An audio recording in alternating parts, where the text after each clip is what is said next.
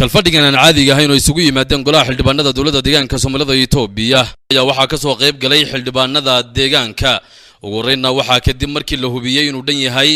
foorumka kalfadhiga ayaa waxa afray afayeenka golaha baarlamaanka dawladda deegaanka Soomaalida Itoobiya mudane Maxamed Rashiid Isaaq isagoo sheegay in kulankani ajendaha hor yaalla uu yahay ballaarinta qaab dhismeedka deegaanka iyadoona golaha xildhibaanadu ay cod buuxa iskula qaateen gudagalida ballaarinta qaab dhismeedka deegaanka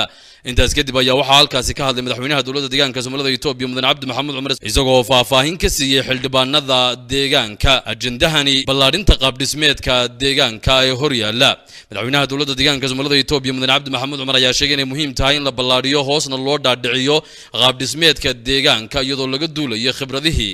wanaagsanaa ee laga helay labadii jeer ee qaab dhismeedka deegaanka la ballaariyay si loo gaaro guulaha dhanka maamulka suuban isla mar ahaantaana looga jawaabo baahiyaha bulshada deegaanka kacbashooyinkan in laga jawaabo tusaale ahaan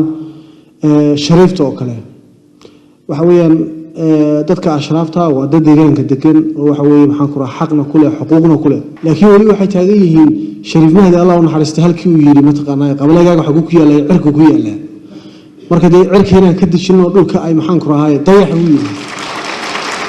iyagana inaan dayaxa iyo halkii shariif maadi dhigay ay taagan tahay oo lagaga tagay lagu iloobay wana hadal in laga jawaabo baahan runtii markii lagu yiri xageen leedahay wuxuu yiri maxaan ku rahay qabalagaaga waxa xagee muxuu yiri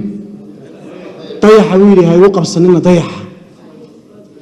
meel kasta markuu yiri in lagu qabsado ka cabsado markaas uu yiri dayaxa halkii ay taagan tahay marka dayaxa markii dayaxii uu shariif maadi sheegay yay taagan tahay inaan ka dejino oo meel dhulka ay degtay ma tahay samaaha taas waxa weeyaan halkii ay taagan tahay marka hadalka inaan ka daba tagno oo shariif maadi yiri shariif maadi waa in waad qorxay reer gaxbuur baa waad garanaysaa aad baa loo yaqaanaa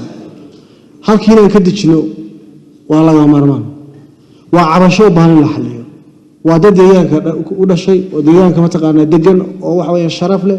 laakiin qaab dhismeedkeena kama muuqdaan qaab dhismeedkeena kama muuqdaan politika dhulkii way degan yihiin qabalay ku leeyihiin laakiin dawladahan umaynaan aqoonsan maynaan dejin